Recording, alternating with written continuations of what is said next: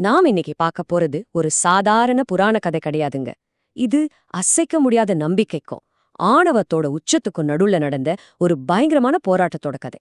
பக்தியோட உண்மையான பவர் என்னன்னு ஆழமா புரிய வைக்க போற ஒரு கதை இது. யோசிச்சு பாருங்க, உங்களோட ஆழமான ஒரு நம்பிக்கை உங்க அப்பாவோட எதிரியாவே உங்கள மாத்தினா என்ன பண்ணுவீங்க? இந்த ஒரு கேள்விதான் இந்த கதையோட மையப்புள்ளி. இதுதான் பிரஹ்லாதனோட நிலைமை. ஒரு பையனோட அசைக்க முடியாத பக்திக்கும் ஒரு அப்பாவோட அகங்காரத்துக்கும் நடந்த ஒரு யுத்தம். சரி, அந்த போராட்டத்தோட ஒரு பக்கம் யாருன்னு பார்த்தா அசுரர்களோட அரசன் இரண்யகசிபு. தனக்கு நிகர் இந்த உலகத்துல யாருமே இல்லைன்னு நினைச்சவன், எல்லையே இல்லாத ஒரு சக்தியை தேடி அலைஞ்ச ஒரு பெரிய வீரன். இரண்யகசிபுவோட ஒரே ஒரு லட்சியம் என்ன தெரியுமா? சாகாவரம் வாங்கணும். அதுக்காக பல வருஷம் ரொம்ப கடுமையான தவம் இருந்தான். அவனோட தவத்தை பார்த்து மெச்சி போன பிரம்மதேவனே அவன் முன்னாடி வந்து நின்னார். ஆனா இரண்யகசிபுவுக்கு ஒரு விஷயம் நல்லா தெரியும். பிரம்மன் கிட்ட நேரடியா சாகாவரம் கேட்டா கிடைக்காதுன்னு. அதனால ரொம்ப தந்திரமா மரணத்தையே ஏமாத்த பார்த்தான். பாருங்க, அவன் கேட்ட வரத்தை. அவனுக்கு மனுஷனாலேயோ இல்ல மிருகத்தாலேயோ சாவு வரக்கூடாதாம். வீட்டுக்கு உள்ளேயோ இல்ல வெளியேயோ சாவு வரக்கூடாதாம். பகல்லையோ இல்ல ராத்திரியிலயோ வரக்கூடாதாம். கடைசியா எந்த ஒரு ஆயுதத்தாலையும் சாவு வரக்கூடாதுன்னு வரம் கேட்டான். இவ்ளோ கண்டிஷன் போட்டா தன்னை யாராலையும் கொல்லவே முடியாதுன்னு முழுசா நம்பினான். ஒரு பக்கம் இரண்யகசிபு தனக்கு கிடைச்ச சக்திய வச்சு உலகத்தையே ஆள்னோன்னு நினைச்சிட்டு இருந்தான். ஆனா அவனுக்கே தெரியாம அவனோட சொந்த மகனே அவனுக்கு எதிரா ஒரு சக்தியா உருவாயிட்டு இருந்தான். அவன்தான் பிரஹ்லாதன்.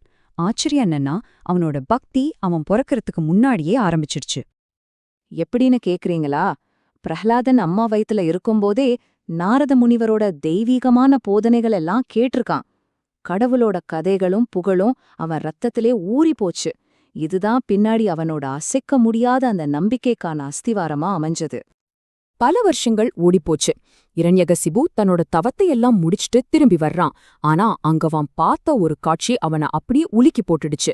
என்னன்னா, அவனோட மகன் அவனோட பரம எதிரியான விஷ்ணுவோட தீவிர பக்தனா இருந்தான். இங்கிருந்துதாங்க அந்த அப்பா மகன் இடையேயான உண்மையான மோதலே ஆரம்பிக்குது. சரி, தம் மகனை எப்படியாவது அசுரர்களுக்கு ஏத்த மாதிரி மாத்தணும்னு சொல்லி இரண்யகசிபு அவனை குருகுலத்துக்கு அனுப்புறான். அவ படிச்சு முடிச்சுட்டு வந்ததும் ரொம்ப பெருமையா கேக்குறான், மகனே, நீ படிச்சதுலயே எது ரொம்ப சிறந்த பாடம்?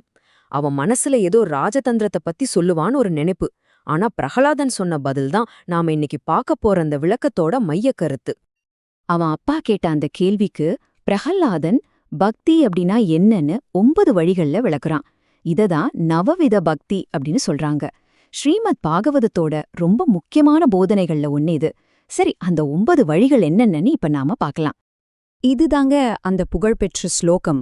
பக்திய நாம எப்படியெல்லாம் வெளிப்படுத்தலான்னு ஒரு 9 வழிகளை இது சொல்லுது.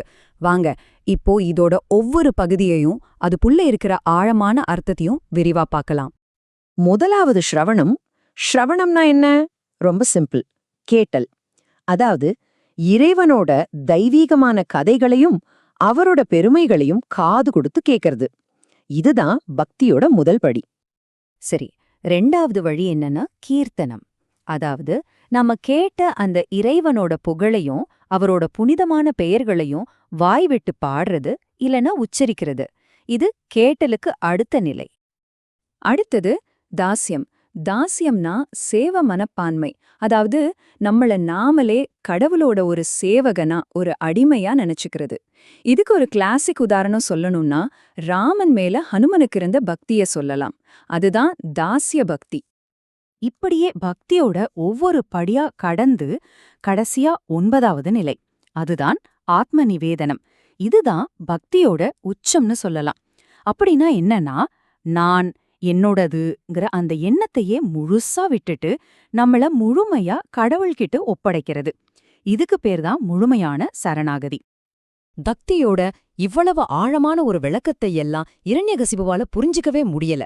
அவனோட பார்வையில தன் சொந்த மகனே தனக்கு எதிரியா மாறிட்டான். அவனோட கோபம் எல்லை மீறி போய் கடைசியில தன் மகனையே கொல்றதுக்கு துணிஞ்சிட்டான். அவன் என்னென்னலாம் முயற்சி பண்ணா பாருங்க. பிரஹ்லாதனை மலை உச்சியிலிருந்து தள்ளிவிட்டான், ஆனா அவன் பொழைச்சிட்டான். யானைகளை வச்சு மிதிக்க சொன்னான், ஆனா அந்த யானைகளே அவனை வணங்குச்சு. கொடிய விஷ பாம்புகளை ஏவி விட்டான், விஷத்தை குடுக்க சொன்னா, எதுவுமே வேலைக்கு ஆகல. ஏன் நெருப்பாலே எரியாத வரம் வாங்கின தன் தங்கச்சி ஹோலிகாவோட சேர்த்து அவனை நெருப்புல தள்ளுனா, ஆனா ஹோலிகா தான் எரிஞ்சு போனா பிரஹ்லாதன் தப்பிச்சிட்டான். ஒவ்வொரு தடவையும் பிரஹ்லாதனோட அசைக்க முடியாத நம்பிக்கை அவனை காப்பாத்திட்டே இருந்துச்சு. தன்னோட எல்லா முயற்சியும் தோத்து போன உடனே ஹிரண்யகசிபுவோட கோபமும் ஆணவமும் தலைக்கு ஏறுது. தன்னை விட ஒரு பெரிய சக்தி இருக்குங்கிறத அவனால ஏத்துக்கவே முடியல. அதனால இப்போ நேரடியாவே கடவுளோட இருப்பே கேள்வி கேட்க ஆரம்பிக்கிறான். அப்படியே ஆத்திரத்துல தன்னோட அரண்மனையில இருந்த ஒரு தூணை காட்டி பிரகலாதன் கிட்ட கேக்குறான், சொல்லுடா, உன் விஷ்ணு இந்த தூண்ல இருக்கானா? இதுதாங்க இந்த கதையோட முக்கியமான டேர்னிங் பாயிண்ட். ஆனா பிரஹ்லாதன் கொஞ்சம் கூட தயங்கல. அதே அசைக்க முடியாத நம்பிக்கையோட பதில் சொல்றான், ஆமாம் தந்தையே, அவர் இந்த தூண்லயும் இருக்கார், துரும்பலையும் இருக்கார்.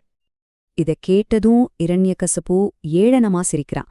அப்படியா, அப்போ உன் கடவுள் இப்ப சாகட்டும் அப்படின்னு சொல்லிக்கிட்டே தன்னோட கதாயுதத்தால அந்த தூணை ஓங்கி அடிக்கிறான். அந்த அடி விழுந்த சத்தம் இந்த பிரபஞ்சத்தையே ஒரு உலுக்கு உலுக்குச்சு. ஒரு பயங்கரமான சத்தத்தோட அந்த தூண் ரெண்டா பொழந்துச்சு. அந்த பொளந்த தூண்ல இருந்து விழிப்பட்டது தாங்க நரசிம்ம அவதாரம். பாதி மனுஷன், பாதி சிங்கம். இந்த அவதாரம் எதுக்கு இப்படி இருக்குன்னா, இரண்யகசிபு வாங்கின வரத்துல இருந்த ஒவ்வொரு கண்டிஷனையும் உடைக்கிறதுக்காகவே அமைஞ்சது. இது மனுஷனும் இல்ல, மிருகமும் இல்ல. சொல்லப்போனா இரண்யகசிபுவோட தந்திரமான வரத்துக்கு தெய்வம் கொடுத்த ஒரு தந்திரமான பதிலடி இது. நரசிம்மர் இரண்யகசிபுவ எங்க வச்சு கொன்னார் தெரியுமா? வாசற்படியில. அதாவது உள்ளேயும் இல்ல, வெளியேயும் இல்ல. அந்தி பொழுதுல. அதாவது பகலும் இல்ல, இரவும் இல்ல. தன்னோட மடியில வச்சு தன்னோட கூர்மையான நகங்களால, அதாவது எந்த ஆயுதமும் இல்லாம அவனை கிழிச்சு கொன்னார். இரண்யகசிபுவோட கதை முடிஞ்சது. இப்போ பிரஹ்லாதன் அந்த தெய்வீக உருவத்துக்கு முன்னாடி பயபக்தியோட நிக்கிறான். அப்போ நரசிம்மர் பிரஹ்லாதன் கிட்ட கேக்குறார், உனக்கு என்ன வரம் வேணும்னு. அந்த சின்ன பையன் தான் அப்பாவை கொன்னதுக்கு பழி வாங்கணும்னோ, இல்ல இந்த உலகத்தை ஆழ சக்தி வேணும்னோ, இல்ல செல்வம் வேணும்னோ கேட்கல.